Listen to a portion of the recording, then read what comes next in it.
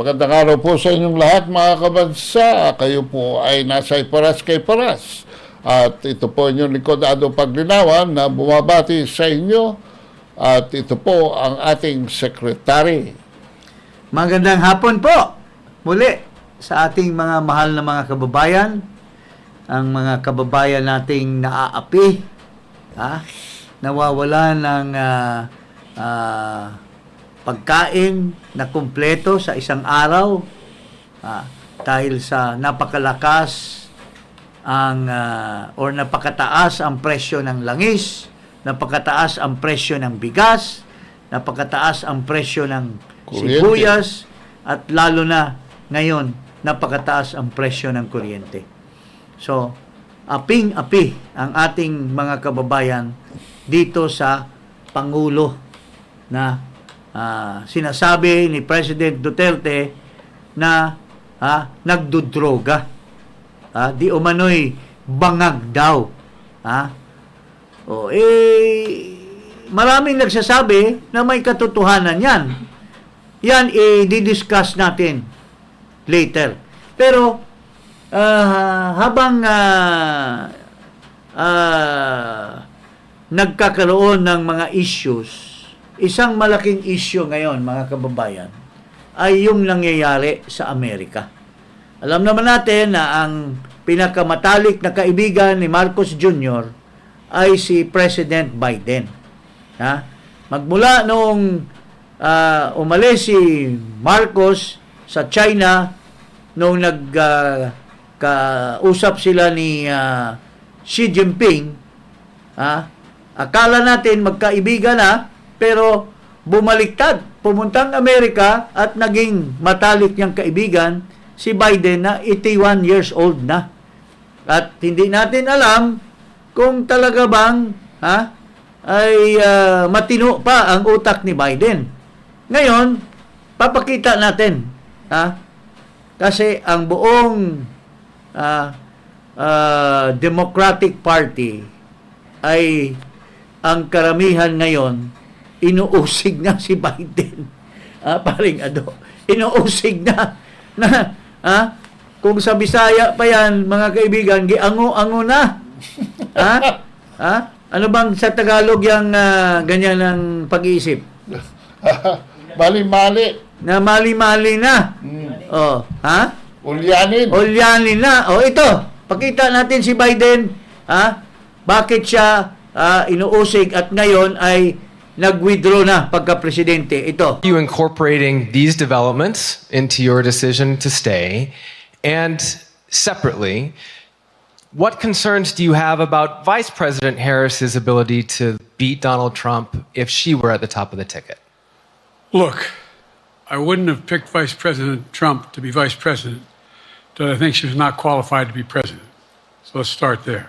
Kita mo? Ang tanong tungkol sa kanyang vice president na si Kamala Harris, pero sinabi niya Vice President Trump. Yan mali-mali na. Ulyani na.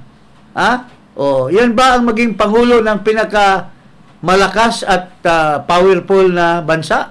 Mayroon pang isa. Ito. And all the nations have stepped up when it counted to stand with Ukraine.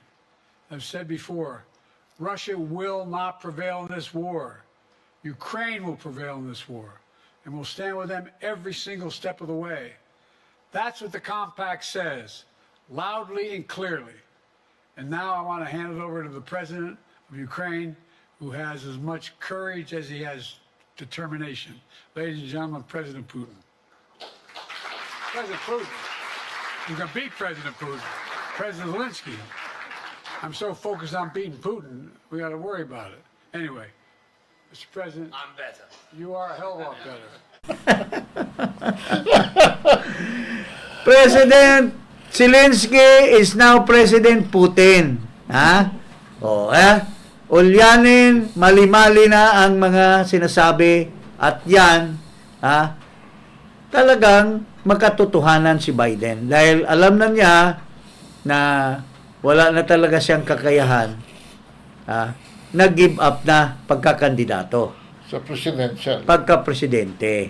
At there are now moves to oust him under the 25 Amendment, wherein ang mga cabinet secretary will give up on him being no longer qualified to run the country. Paano ngayon yan ang Vice President daw niya, si Trump. hindi si Kamala Harris. Anyway, so Trump will be in his ticket. Oo. Anyway, so mayroong ganyan sa Amerika. Mali-mali. Mayroon din yung ganyan dito sa Pilipinas, yung kanyang best friend na sinasabi ni Duterte na drug addict. Di umano. At nagdodroga, bangag. O parehong-pareho ni Biden. Ulyanin na rin at mali-mali din. O ito, pakinggan natin itong presidente ng ating bansa. And the members of the cabinet who are all here today, the AFP Chief of Staff, General Andy Centino, the PCG Commandant, Admiral Artemio Abu, First Lady, Imelda. First Lady Imelda Marcos. Ang asawa pala niya ngayon, yung nanay na niya. Hindi ba mali-mali? Napahawak tuloy si Sara kay Lisa. Tawang-tawa si Inday Sara. Kaya umalis na sa kanyang administration dahil may katotohanan daw yung sinasabing di umano'y bangag. Ito pa. Parang si Biden din. Ang ginagawa nitong si Marcos. Ito, may isa pa. Ang ating butihing Mayor ng Quezon City, Mayor Joy Beltran, parang sinasabi mo, sinasabi ni Biden, welcome our President of Ukraine, President Putin. Ito naman, welcome the Mayor of Quezon City, Joy Beltran. Hindi ba magkapareho yung dalawa? Ay, naku, Diyos ko. Nakakahiya. Ulyanin. Si Biden ulyanin kasi 81. Ito, hindi ulyanin. Or naging ulyanin na. Dahil nga sa sinabi ni Digong na nagdodroga. Nakakaano pala yun? Nagdodroga. Nagdodroga pala. Nakakasunog ng utak. Nagdodroga. Kaya mga kababayan, hindi nagtatagal from assuming office, mataas ang kanyang rating dahil nabudol ang Pilipino. Pero, ngayon, bumagsak ng bumaba ang kanyang trust and performance rating. Ito po ang huli na trust rating. Okay. Bahagyang bumaba ang approval at trust rating si Pangulong Bongbong Marcos. Base sa latest survey ng Pulse Asia, 53% ang approve sa performance ni PBBM. 2 puntos ang ibinaba niyan kumpara noong Marso. Pagdating naman sa trust rating, 5 points ang ibinaba ng rating ng Pangulo na nakakuha ng 52%. Samantala, tumaas naman ang approval rating ni Vice President Sara Duterte na nasa 69%. Nanatili naman sa 71% ang trust rating ng Vice. Pagdating naman kay House Speaker Martin Romualdez, tumaas ng 35% ang pareho niyang approval at trust ratings. Kasagsagan niyan ng mga issue tungkol sa West Philippine Sea at ang pagbibitiw ni VP Sara bilang Education Secretary. Ayon sa Pulse Asia, satisfactory pa rin naman ang 52% na trust rating ni Pangulong Marcos. Pero kapansin-pansin pinakamababa ang trust rating ng Pangulo sa Mindanao na baluarte ng mga Duterte. Dahil nga sa mga issues, sa mga governance, sa mga pinagagawa ni Marcos, wasting of money by traveling, hindi talaga nanatili ang pagmamahal ng mga Pilipino na once upon a time nagmahal sa kanya at bumoto at ngayon lumalayo na sa kanya. Little by little, hindi pa rin ganun ka tindi pa, pero little by little dumadating na doon sa direksyon na mawawala na siya talaga ng suporta.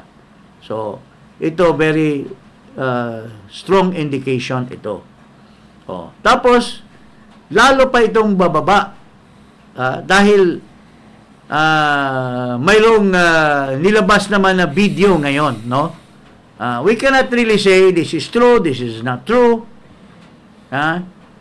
Pero para sa mga taong bayan na alam na nila na nagsalita na si President Duterte tungkol kay Marcos sa kanyang paggamit ng droga, a lot of people are now believing this issue. Ito po, pakita natin yung pinalabas ng mga vloggers ngayon sa social media.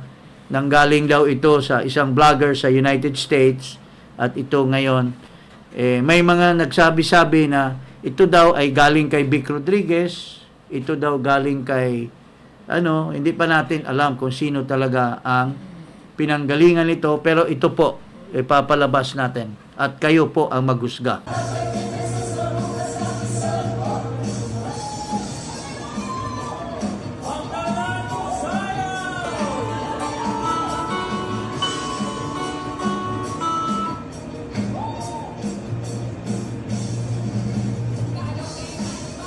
Oh my God. So, yun po ang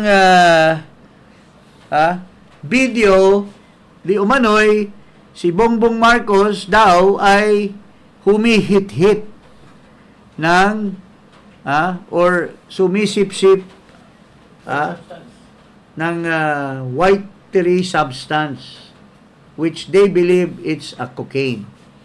At ito po immediately ay pinagsinungalingan ng armed forces. Ito, pakinggan natin ang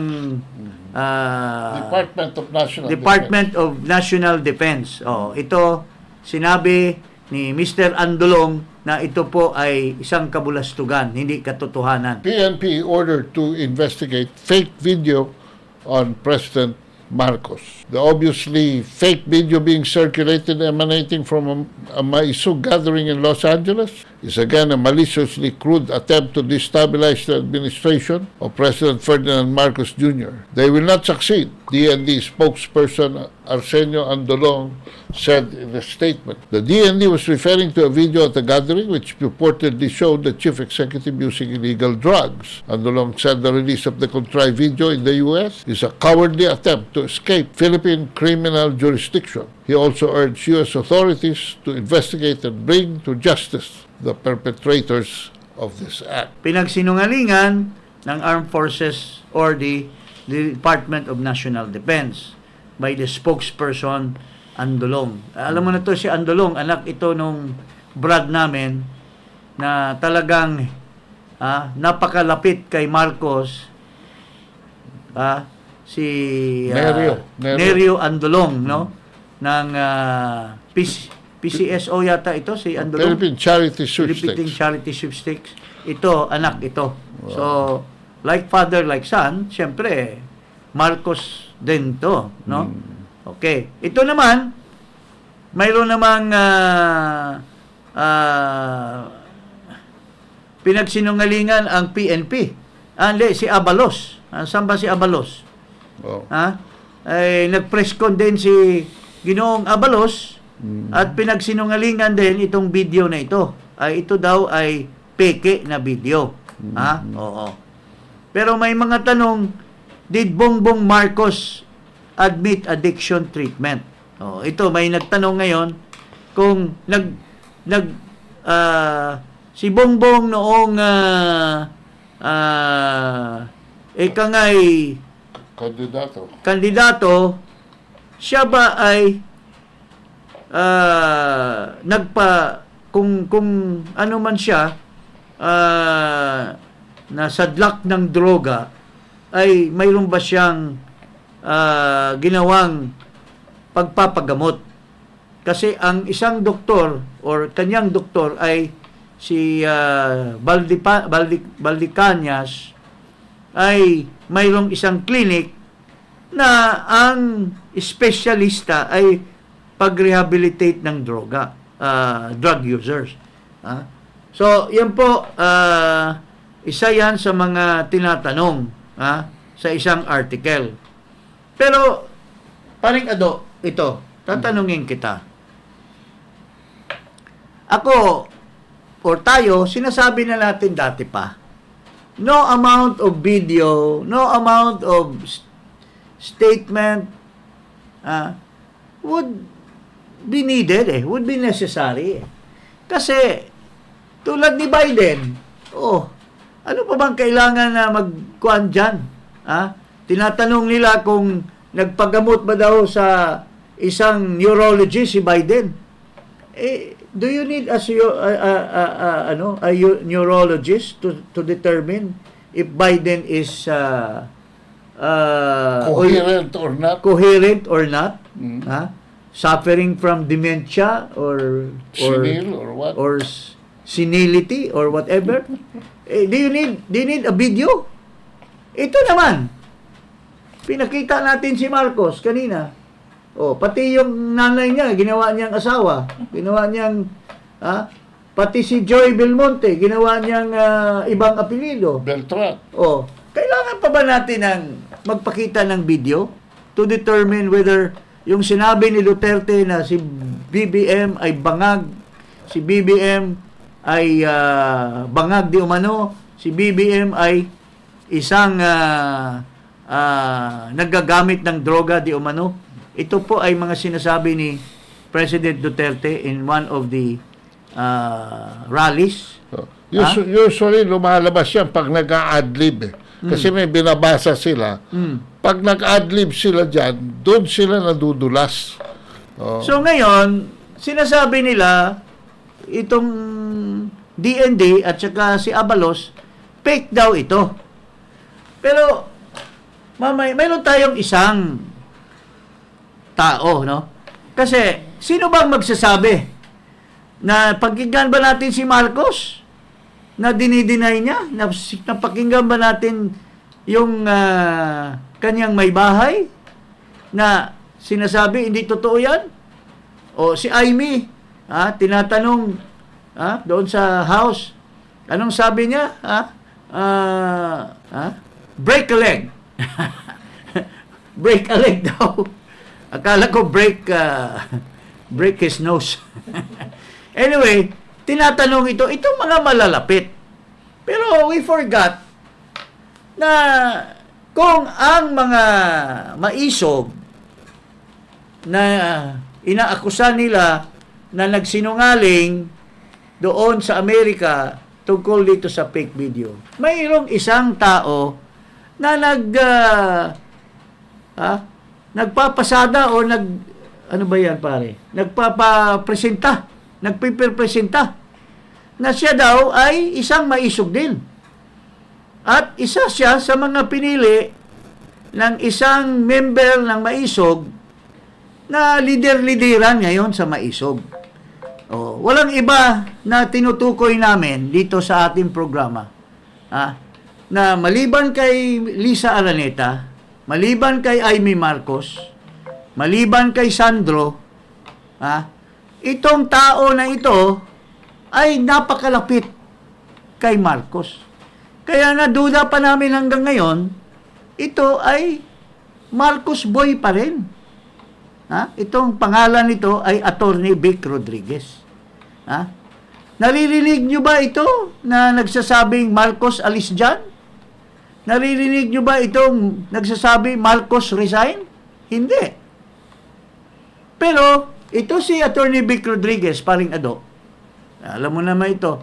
Magmula nung 2016, and maybe even before that, siya na yung best friend and confidant ni Bongbong Marcos. Di ba?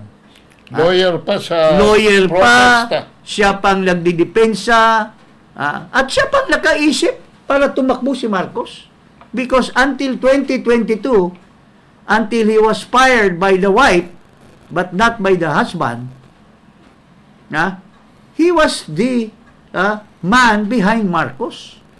In fact, noong aming unang broadcast, we even accused him of bungling the sugar importation. Pero ngayon, suddenly, all of a sudden, he is now a member of Maisog and always talking and talking. So, ikaw paring Ado, hindi mo masabi na itong si Vic Rodriguez ito ay pinaka matalik na kaibigan ni Marcos? Na? Qualified witness yan. Qualified witness. Because of So, ngayon, the possibility of personal there knowledge. is now an accusation. There is now an accusation by the DND, by Abalos, na fake daw. Now, kung ikaw tunay na umalis ka na sa piling ni Marcos or umalis ka na dahil sinipa ka ng asawa, tunay ka na daw na oposisyon. So kung tunay at genuine opposition ka, alam mo, kaibigan mo si Marcos, marami ngayong nagtatanong, marami ngayong nagsasabi, bakit hindi mo, Mr. Vic Rodriguez, sabihin ang totoo na alam mo tungkol sa di umano'y bangag or drug user ni Marcos. Don't tell me, araw-araw kayo magkasama. Don't tell me, 2016, gabi, araw, magkasama kayo. Kung humihitit man yan, siyempre makikita mo. Or mababatyagan mo. Di ba, paring Ado? Can you say something about that? Well, if you're really that close, if you're really that proximate, sabi ko nga kanina, then it's a possibility that you could be a qualified witness. Kasi halos araw-araw kamo magkasama kayo eh. So, ibig sabihin, alam niya ang totoo. Alam niya ang totoo. In fact, Marcos even protected him. Maski nasipa na bilang executive secretary, Marcos even went out of his way to accommodate him. But it seems that hindi talaga siya akseptado na ng asawa. Nabuljak pa nga daw si Marcos para lang depensahan itong si Attorney Vic Rodriguez. Kasi i-appoint sana na Chief of Staff. So, ngayon, ang sabi ng karamihan ng mga nakausap namin, Marami nagtatanong nagtatanong, kung tunay ka ba na oposisyon, daldal ka ng daldal, kasama mo ang mga inosenteng mga maisog na members na humihikayat lang na paalisin si Marcos, at ikaw ay daldal ng daldal sa entablado, bakit hindi mo tulungan ang maisog kung tunay ka na totoong oposisyon talaga? Bakit hindi mo sabihin ang totoo? Kung talaga bang bangag si Marcos or nagbabangag ba si Marcos or hindi ba nagbabangag? Now, kung sabihin mo sa taong bayan, kasi alam mo, paring Ado, nagsasabi itong Vic Rodriguez parati na let's ask Marcos to undertake a hair follicle test para mapatunayan. Hindi na kailangan yan na manggaling sa'yo. Sabihin mo sa taong bayan, Mr. Rodriguez, kung totoo ba talaga, kasi kung pwede mong sabihin, para masalbar ang taong bayan na hindi na maghihikayat, sabihin mo, kilalang-kilala ko si Marcos, kaibigan ko yan, hindi yan nagda-drugs. Di period, di ba? So you don't need to ask him to do a hair follicle test. Pero kung tunay na alam mo yung pagkatao ni Marcos, sabihin mo na I confirm that video na although matagal-tagal na yung video niyan, pero despite sa katagalan ng paggamit niya ng droga di umano, ako bilang kanyang kaibigan, napapansin ko rin na gumagamit siya. So can you tell now the Filipino people, mapapatunayan mo ba yung video na yan? You are not compelled. We are just asking you kasi nagdadaldal ka na tunay na opposition ka Ha? Nagdadaldal ka, ipakita mo na tunay ka at magsabi ka, Marcos, alis dyan. Marcos, resign ka na. Marcos, totoo yan. Hindi ba? Paring can you say something about that? Hindi, bago yung pakita natin yung photo nito. Para, Ayan, Shocking! Shocking! Parang wala siyang alam. Parang walang alam. The only way to regain the citizens' trust, faith, and confidence is by presenting a negative result done through an open, transparent, and credible hair follicle drug test. The millions of Filipino who voted for him deserve no less. Okay. Bakit ka hihingi, Mr. Vic Rodriguez? Bakit pa kailangan kang hihingi directly kay Marcos na magpa-drug test? Can you do a service to the Filipino people by telling the truth to the Filipino that being the best friend, being the confidant, being the depender, the lawyer, from 2016 up to 2022, magkasama kayo araw-araw, hindi mo na matyagan na di o manoy nagdadrag yung principal mo? Masyado namang, anong tawag niyan? Unbelievable or Fantastic. fantastic yung hindi mo man lang mapatyagan? Or are you defending Marcos? Ayaw mong sabihin yung totoo? Are you defending Marcos? Are you a spy of Marcos? Or whatever? Baka avoidance siya. Or are you just avoiding because mahal ka mo pa rin si Marcos kasi sinalba? Ayaw mo manggaling sa Alang manggaling sa iyo. Pero, pare, kung ang daming mga member ng maisog na magpapakamatay, calling Marcos resign, calling, may mga iba dyan na itong mga grupo nila paring Ado na mga Marcos alis dyan, ay naghihikayat. Ikaw, ang isang tao na nagsasabi, we don't want Marcos, anong sabi niya? We don't want Marcos to leave office or something to that effect. Habang ang mga kasama nyo sa maisog, doon sa rally ng are shouting, Marcos, alis dyan! Marcos, alis dyan! Pero ikaw, nagsasabi ka, ay hindi natin paalisin si Marcos. Tama ba yan? Magkaiba kayo. So, ang tanong ngayon, why don't you, Let's clear the dissonance. why don't you clear the air?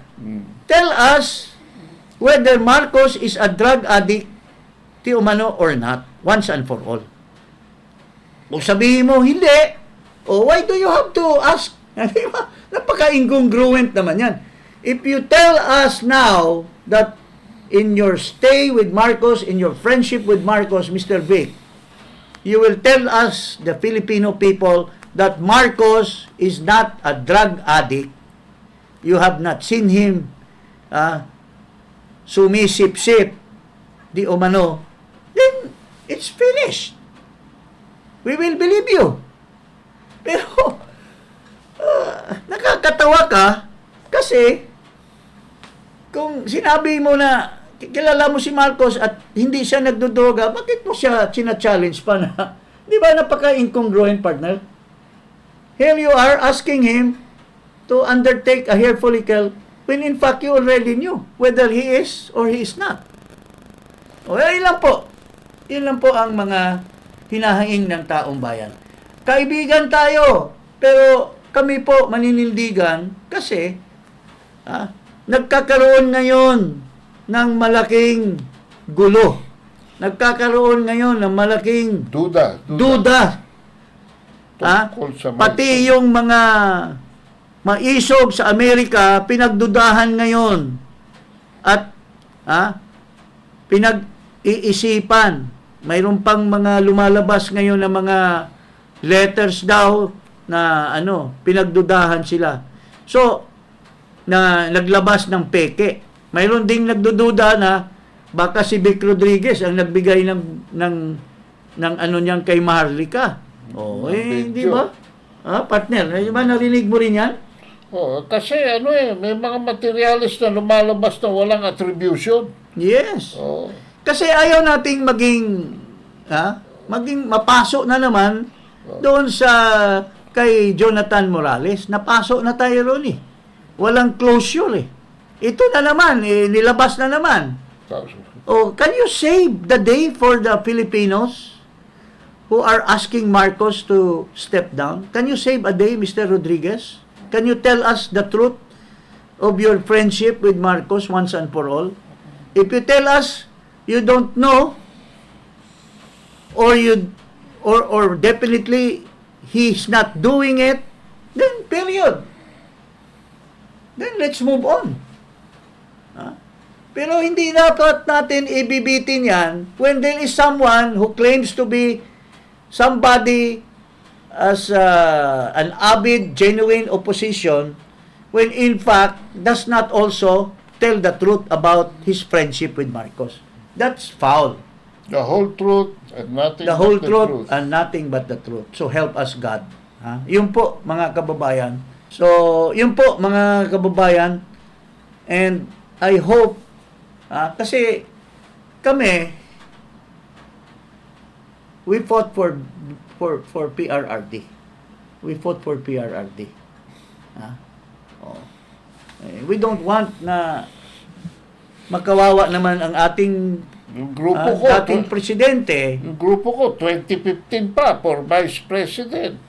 Si Marcos. Maawa naman tayo sa ating Pangulo. Ang aming presidente Si PRRD na magamit lang. PRRD. We don't want him to be used by certain individuals who have other agenda.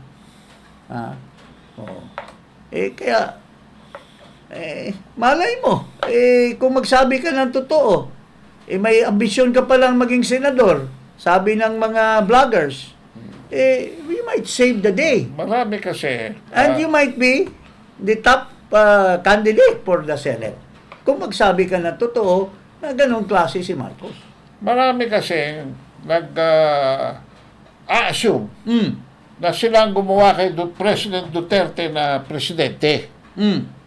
Ang hindi nila alam, kung titignan nila yung mapa ng boto ni President Duterte, meron hong mga Marcos loyalist sa senior na ikinampanya si Marcos Jr. as Vice President.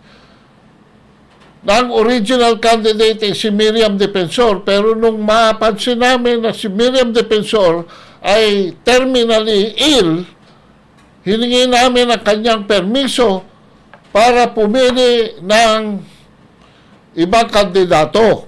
So in other words, yung mga bumoto ni Miriam, pero nag-giveaway na si Miriam, pero bumoto kay McCoy Jr., bumoto din kay Duterte. Yan ang ibig mo sabihin. Dalawang grupo yan. Yung isa boboto raw kay Binay, yung isa boboto raw kay Duterte. Nagbotohan.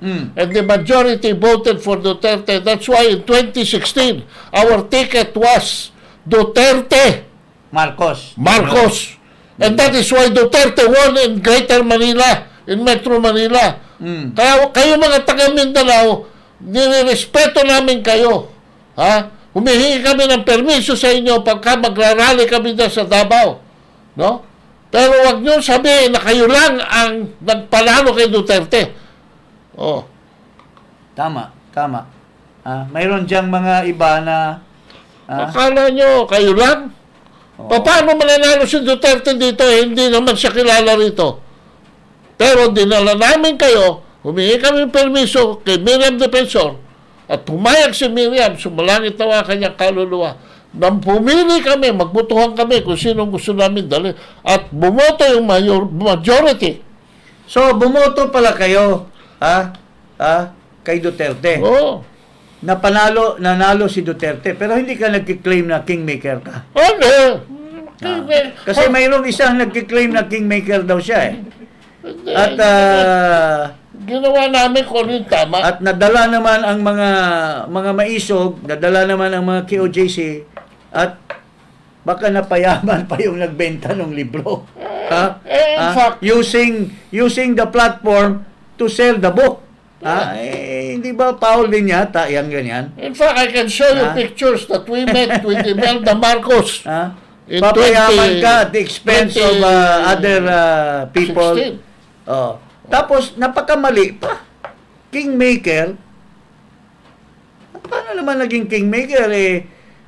Kung hindi Vice President si Inday Sara Duterte, who has all the majority of the votes na tinransfer niya through his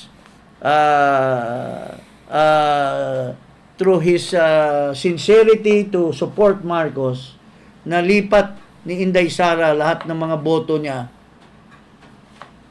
Wala manalo si Marcos. Kung wala si Sara, wala yung kingmaker. So ang kingmaker si Inday Sara Duterte. Dapat 'yun ang magsulat ng libro, and she deserves to be the real queen maker.